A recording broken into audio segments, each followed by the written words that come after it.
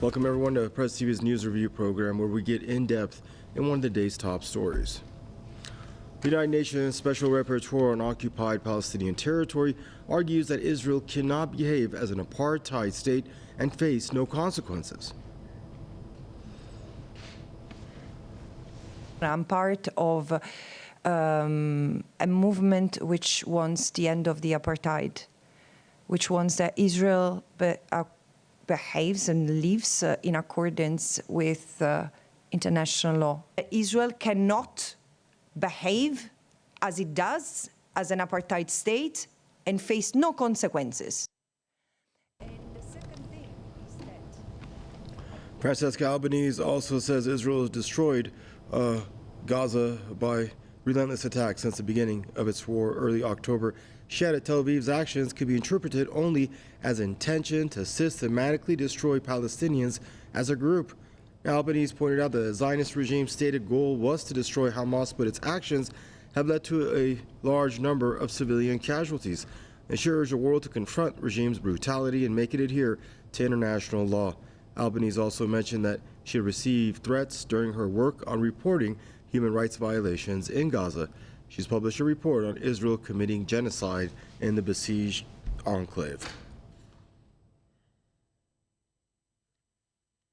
Joining us now for the program is Hughes, journalist, author, and activist, joining us out of Belfast, and Tony Gosling, historian and investigative journalist, joining us from Bristol. Gentlemen, I'd like to welcome you both to the program. Now, this young lady, Francesca Albanese, this UN Special Rapporteur, she says, I'm going to start with you, Tony.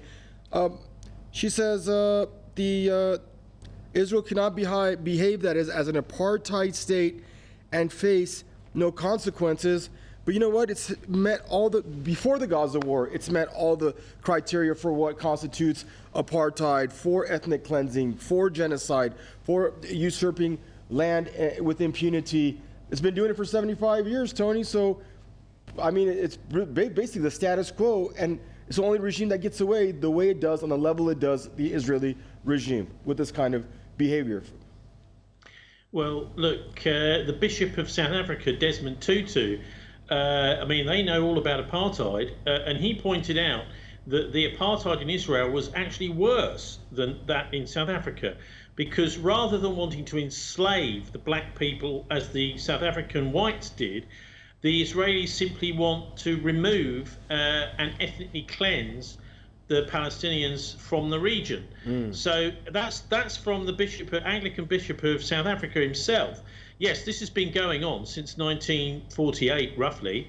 And I was just researching some of this. Did you know that the Jewish terrorists back in the 1940s actually got explosives into London in order to assassinate Ernest Bevin, the British Foreign Secretary, because they, as a way of just forcing his hand in order to hand over the territory to them. And there is also threats against the life of Winston Churchill himself by the Jewish terrorists back in the 1940s. So it goes back a long, long way, this terrorism and this apartheid. It's particularly disgusting to see the far-right government now accusing the United Nations of being anti-Semitic, trying to draw parallels with Hitler and the Holocaust back in World War II, which is, I'm afraid, a card that the Israelis have played one too many times, and it's wearing extremely thin. And what it's doing, of course, is belittling that horrific slaughter in World War II by the Nazis. And many, many people now have seen through this. So even here in Bristol, the Israeli power is immense, actually. In the UK, people don't realise of our 5 MPs, Labour MPs, we've got 3 of them who are part of the Labour Friends of Israel still. So they're still putting their arms round those Israeli genocidalists, despite what's been going on the last 5 months. And one of our MPs is actually gay, and he's married to a former agent of the Unit 8200, which is the Israeli Signals Intelligence Services.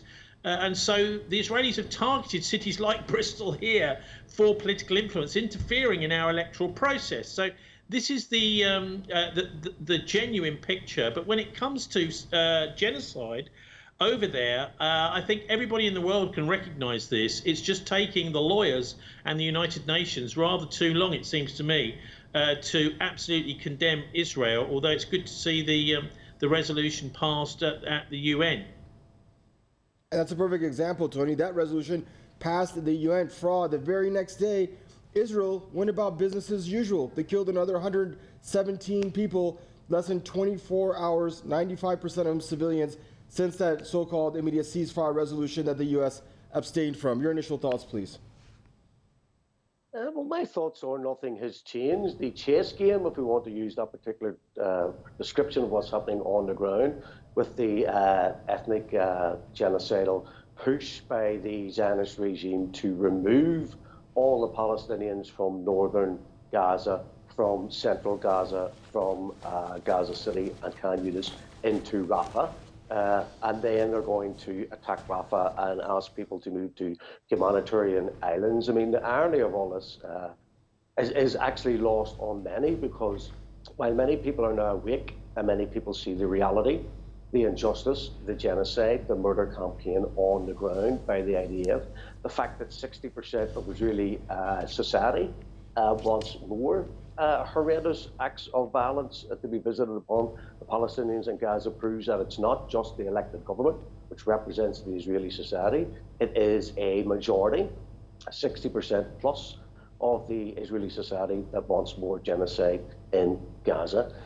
Israeli society just wants the hostages released. If we want to talk briefly on the United Nations Security Council draft resolution, Hamas has been in negotiations for several months, along with the Qataris and the Americans and the Egyptians, and they have been trying to put in place a minimum 6-week cessation of violence, up to 6 months, where they will in turn release in batches the Israeli prisoners of war that are kept in Gaza by the axis of resistance, the resistance groups in Gaza. And now all of a sudden we see the American resolution was turned down because it did not have the word immediate ceasefire.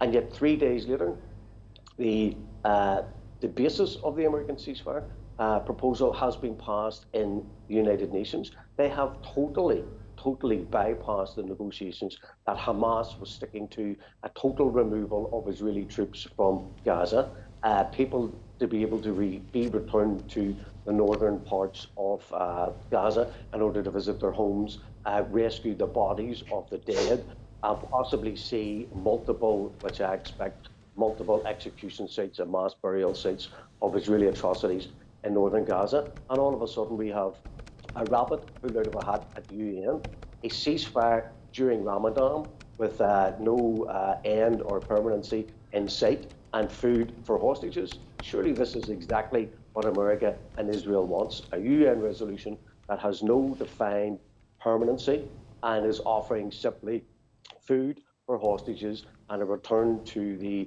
annihilation of the Palestinians in Rafah, God forbid, in the future.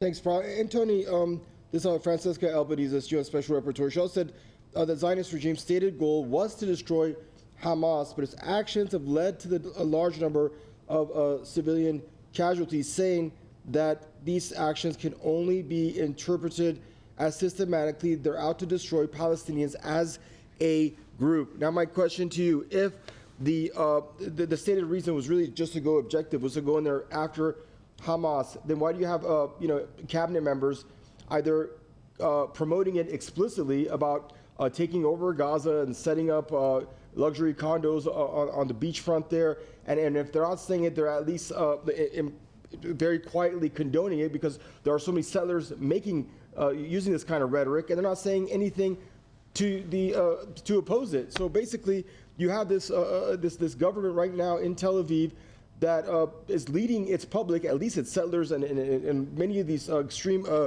Zionists, to think that, hey, the end game here is not Hamas, but to take Gaza and push Palestinians out.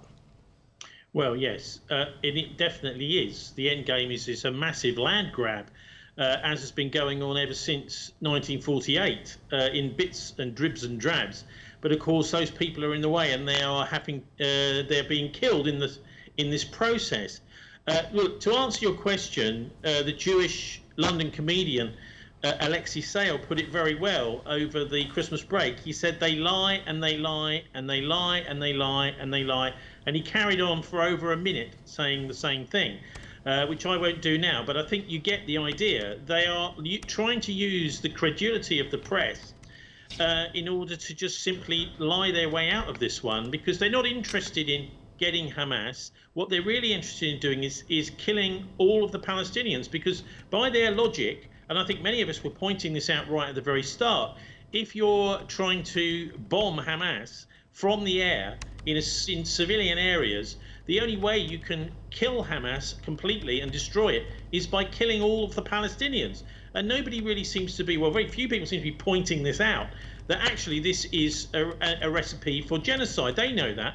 And when it comes to actual genuine negotiations, the Israelis are saying that they demand the release of the hostages which were taken by Hamas in order to have a ceasefire. Well, that means that they're telling Hamas they've got to give up their main negotiating chip before there will be a ceasefire. Now, anybody with a brain cell knows that if you're going to have an end to warfare, you have a ceasefire first and then you negotiate. So you stop the killing, stop the shooting, and then both sides can negotiate.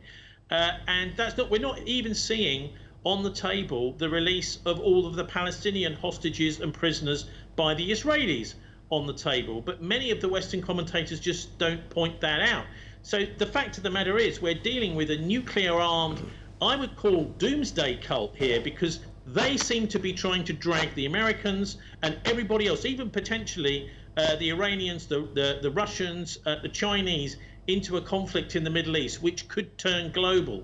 And that's why I think the efforts of the United Nations are so important, and also why I would applaud, actually, many of the neighbouring Arab states, despite the temptation to actually take a punch at the Israelis for what they're doing. They're being very restrained about it. They realise that the Israelis are trying to set up a trap here in order to increase for a wider war, and it all seems to be around the idea of keeping Netanyahu out of jail. Even many of the Israeli people are coming out still demonstrating against this guy Netanyahu, who should be in prison for fraud, and he seems to be playing an enormous diversion in order to try and keep himself in power. So you know, in a nutshell, I think that's ultimately what's going on, but it's very difficult to see how this gets resolved without some sort of resolution at the UN Security Council and some kind of armed intervention against the Israelis. And I'm glad you mentioned that, Tony, because that was going to be my last and final question that I'm going to put to Fra. That this young lady also mentions that the world needs to work together to put an end and confront the regime's brutality and make it adhere to international law, something we haven't been able to do for we should have been able to do this yesterday, and by yesterday I mean the last 75 years, Fra. So today would not be in front of us the way it is, as despicably as it is and grotesquely as it is. So my question to you, how do you do that? Because when you have the U.S., which itself feels like it's above the law and it's always there to protect the Israeli regime, and even now when they criticize the regime, I don't know if it's for theatrics or if it's genuine, they laugh off Washington's criticism. They laugh off the Europeans. Tony says we need some real concrete stuff at the UN. They've been laughing at the UN for decades. So how do you get the regime to play by the rules and respect international law? Well, I think the fact that the Americans sent their aircraft carriers on the second day after the 7th of October tells you everything you need to know about American hegemony within the region. They were there to prevent Iran, Hezbollah, the Syrian regime, and those in Iraq and Yemen from potentially trying to prevent the genocide against the people of Gaza. So while America backs Israel, Israel will be held unaccountable. I think there's an old Egyptian saying where someone asked the pharaoh, how did you become a monster? And he replied, no one stopped me. And that is the quintessential kind of thought process that people should indulge in when it comes to watching the genocide in Gaza. No one has stopped the Israeli Zionist immigration to Israel, Palestine from 1920 on. And what we're watching is the continued ethnic cleansing of the people of Palestine in the same template that the white Anglo-Saxons went to America. They killed 100 million Native American Indians. They killed the Inuits in Canada. They killed the Maori in New Zealand, and they killed the Aborigines in Australia. It's a simple colonial template where the indigenous people are replaced by a foreign, alien, genocidal, colonial mindset that only sees themselves as the true inheritors of the land. And the only way they can inherit the land is to replace the people that originally lived there. All right, gentlemen, thank you both for joining us in the program. Can I just say go something ahead. Yeah, quickly? Sure, go ahead, Tony. Yeah, just because it's Ramadan coinciding with Easter and Passover this year, which it doesn't always do, and I think we need to actually give some prayers, and also let's test the Israelis. Do they really believe in God or not this Passover? I think we will see that by their actions. Good stuff, gentlemen. Stay safe. Thank you. It's always a pleasure to actually, you're two of my favorite people to have on our interviews. Stay safe. Both of you. Fra Hughes there joining us out of Belfast, and Tony Gosling joining us from Bristol. And viewers, this brings us to this segment, end of this segment, I should say, of your Press TV News Review program. Thank you for tuning in, and goodbye for now.